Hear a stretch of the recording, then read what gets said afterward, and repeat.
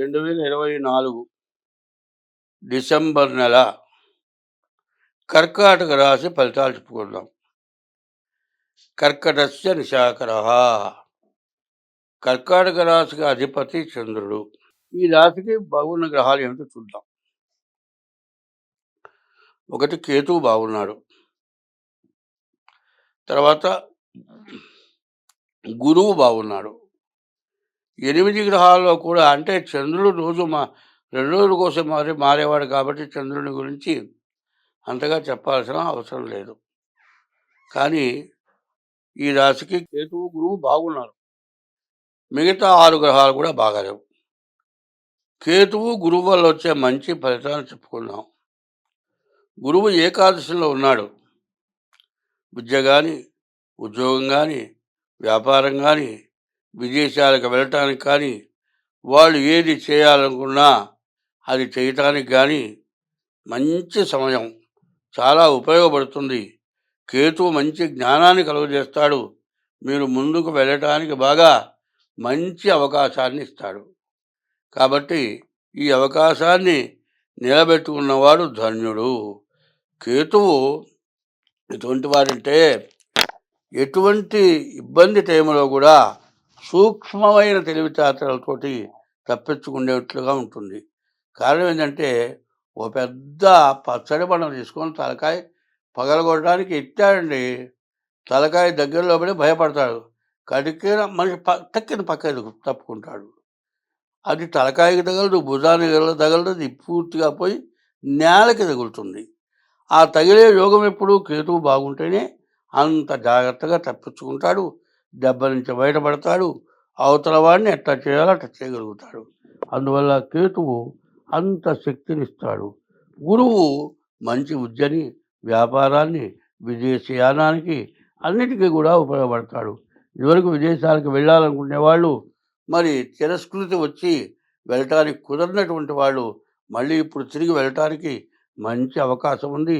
విదేశాల్లో మంచి జాబులు చేసుకుంటానికి కూడా అవకాశం ఉంది. ఈ 2 గ్రహాల వల్ల ఈ మంచి లాభదాయకంగా ఉంది. అయితే కుజుడు కర్కాటకంలో నీచ స్థితిలో కుదురున్నాడు. ఈ నీచ స్థితిలో ఉన్నటువంటి కుజుడు వల్ల రకరకాలైన ఇబ్బందులు, అనారోగ్యాలు, రకరకాలైన సమస్యలు రావటానికి బాగా అవకాశం ఉంది. రవి బుధులు కూడా బాగాలేరు. వ్యాపారస్తులకి పూర్తిగా వ్యాపారం స్తంభిస్తుంది. శుక్రుడు 7ంట ఉన్నాడు. భార్యాభర్తలకు కూడా ప్రతికూలత వస్తుంది.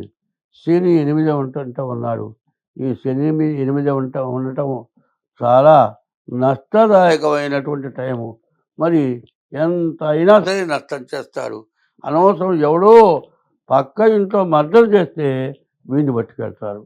ఏమయ్యా అంటే వాడు ఎక్కడున్నాడో చెప్పమంటాడు. వీడెవడో వాడికి తెలియదు, వాడెవడో వీడికి తెలియదు. ఇంత తిరిగితే మీకు ఏం వినపడకుండా ఎట్లా పోయింది అంటారు. ఇట్లా అనవసరమైన వచ్చి రిస్క్ పట్టాం. యాక్సిడెంట్లు కావటానికి అష్టమం ప్రాణకంటక స్థితి. కాబట్టి ప్రాణం పోయేంత పనిచేస్తాడు శని. కాబట్టి శని బాగాలేడు, రాహు బాగాలేడు. ఉన్నదల్లా 2 గ్రహాలు, గురువు కుజుడు తప్పితే మిగతా గ్రహాలు 6 గ్రహాలు బాగాలేవు. అందువల్ల ముందు మీరు ఏం చేయాలి అంటే, మీ డేట్ ఆఫ్ బర్త్ ద్వారా మీ జాతకం చూపించుకోవాలి. తర్వాత మీ డేట్ ఆఫ్ బర్త్ లేకపోతే హస్త సామర్థ్యం ద్వారా కూడా మీ జాతకం చూపించుకోవాలి. గురువు మంచి లాభదాయకమైన టైంలో ఉన్నాడు.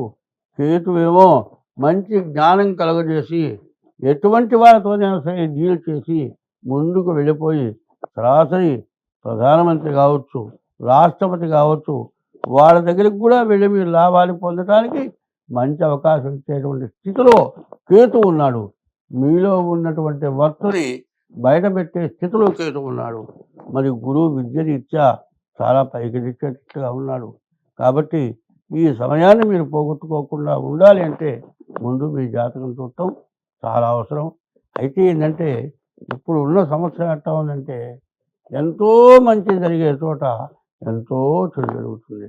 చూడండి ఎట్లా ఉందంటే, నిన్నే చూశాను యూట్యూబ్లో, పిల్లల యొక్క బొమ్మలు వేస్తూ ఉంటారు. మరి రామచిలకేమో చెట్టు కొమ్మ మీద కూర్చొని ఉంది. బోయేవాడు బాణం ఎక్కువ పెట్టాడు. అయితే ముందు గండు చీమ నీటిలో మునిగి చచ్చిపోవడానికి సిద్ధంగా ఉంటే రామచిలుక వెళ్ళి ఒక రావి ఆకు తీసుకొచ్చేసింది. దాని మీద చీమ నిలబడితే ఆ రావి ఆకు ఎత్తుకొచ్చి ఒడ్డున పెట్టింది. చీమను చావకుండా రామచిలుక కాపాడింది. మరుసటి రోజు ఏమైంది? పోయేవాడు రామచిలుకకి బాణం వేయటానికి సిద్ధమైనాడు. కానీ ఆ టైంలో ఈ గండు చీమ ఏం చేసింది? వాడి కాలు గండు చీమ కొడితే చుర్రుమంటుంది. అమ్మా తేలు గుట్టినంత బాధ.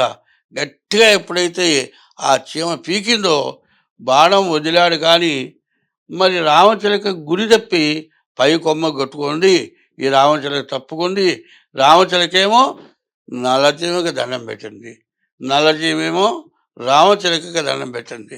చూడండి, రామచిలక గండు చీమ సాగకుండా కాపాడింది. గండు చీమ మరి రామచిలకని కూడా సాగకుండా కాపాడింది. కాబట్టి మీకున్నటువంటి ఈ స్థితిలో గురుకేతువులు మిగతా 6 గ్రహాల నుంచి కాపాడబడాలి అంటే మీరు తగినటువంటి శాంతి, ఆ దోషం పోవడానికి నివారణ మీ జాతకం చూపించుకోవటం చాలా అవసరం. కాబట్టి మీ ప్రవర్తన చాలా అవసరం. ఉపోద్ఘాతము అంటారు. ఉపోద్ఘాతం అనగా ఈ 12 రాసులకి కూడా కలిసి వచ్చేటువంటి ఉపోద్ఘాతం. 2024 నుండి 2026 వరకు కూడా ఈ 3 సంవత్సరాలు కూడా అందరికీ కూడా చాలా గడ్డు సమస్యలు. ప్రతివాళ్ళు కూడా సమస్యలతో బాధపడేటువంటి రోజులు అవటం చేత ప్రతివాళ్ళు కూడా ఏ ఒక్క గ్రహం బాగుండకపోయినా దానికి తగిన దోషం పోవటానికి ఉపశమనం చేసుకోవాలి. ఎందుకు అంటే నిన్నటిదాకా గురువు వక్రించున్నాడు, ఇప్పుడు కుజుడు వక్రించి ఉన్నాడు. ఇట్లా ఉండటం చేత సమస్యలు బాగా పెరిగిపోతూ ఉన్నాయి. 2026 వరకు కూడా పూర్తి సమస్యలు. గ్రహాలు సరైనటువంటి స్థితుల్లో లేవు. ఈ సంవత్సరం 7 గ్రహాలు పాపగ్రహాలు, 2 శుభగ్రహాలు ఉన్నాయి.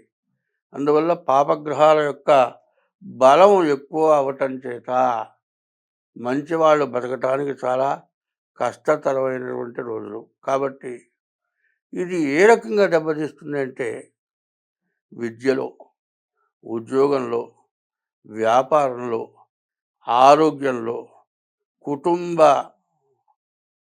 మరి భార్యాభర్త, తల్లి బిడ్డలు, తండ్రి కొడుకులు, వివాహం కావటానికి కానీ, వివాహం అయిన తర్వాత కానీ సమస్యలు ఎక్కువైపోయి చాలా బాధలు పడటానికి సమస్యలు బాగా ఎక్కువగా ఉన్నాయి. అందులో ముఖ్యంగా చెప్పేది ఏంటంటే వివాహం కావటమే కష్టమవుతుంది. వివాహం అయిన తర్వాత వాళ్ళిద్దరికీ కుదరక విడిపోయే పరిస్థితులు వస్తున్నాయి. తల్లిదండ్రులకి అన్నం పెట్టక వాళ్ళు ఇబ్బందులు పడుతున్నారు. ఇటువంటి మహాపాపాలు ఎందుకు జరుగుతున్నాయంటే పాపగ్రహ వీక్షణ వల్ల జరుగుతూ ఉన్నాయి. కాబట్టి ఇది మేషరాశి దగ్గర నుంచి మీనరాశి వరకు కూడా ఇది వర్తిస్తుంది. కాబట్టి దీన్ని ప్రత్యేకించి అందరూ గుర్తుపెట్టుకోండి. ఏమిటా అంటే అప్పులు తీరకపోవటం, అప్పులు చేయటం, ఆస్తులు పోవటం, భార్యాభర్తలకు అనుకూలత లేకపోవటం, చదువుకునే పిల్లలకి విద్య సరిగా రాకపోవటం, చదువుకునే పిల్లలకి ఆడపిల్లలతో అనవసరమైన దుర్గతి సంబంధాలు కలగటం, ఇట్లా రకరకాలైన సమస్యలతోటి ప్రజలు బాధపడేటువంటి రోజులు 24 నుండి 26వ సంవత్సరం వరకు కూడా ఈ పరిస్థితులు బాగా ఎక్కువగా ఉన్నాయి. కాబట్టి 60 సంవత్సరాల దాకా సంపాదించిన ఆస్తి మొత్తం పోయి మరి కేర్ ఆఫ్ ప్లాట్ఫారం అయ్యేటువంటి పరిస్థితులు కూడా రాబోతున్నాయి. కాబట్టి వీటి నుండి బయటపడాలంటే ముందు మీ జాతక రీత్యా మీకు ఏ గ్రహాల దోషం, ఒక్కొక్క గ్రహానికి ఒక్కొక్క దైవ పూజలు ఉన్నాయి. అట్లాగే ఏంటంటే ఒక మరి కుంభరాశి ఉందండి, ఈశ్వరుడు. అట్లా కొన్ని రాసులకి కొంతమంది దేవతలు, అమ్మవారు, విష్ణుమూర్తి, ఇట్లా కొంతమంది దేవతల వల్ల కూడా పనులు జరుగుతాయి. గ్రహశాంతులతో పాటు దేవతా పూజలు కూడా జరుగుతూ ఉంటాయి మా వల్ల. మీకు ఏదైనా కావాలన్నా కూడా మీరు డేట్ ఆఫ్ బర్త్ ద్వారా కానీ, హస్త సాముద్రిక ద్వారా కానీ మీకున్న దోషాలు పోవటానికి అన్నీ చేయగలుగుతాం.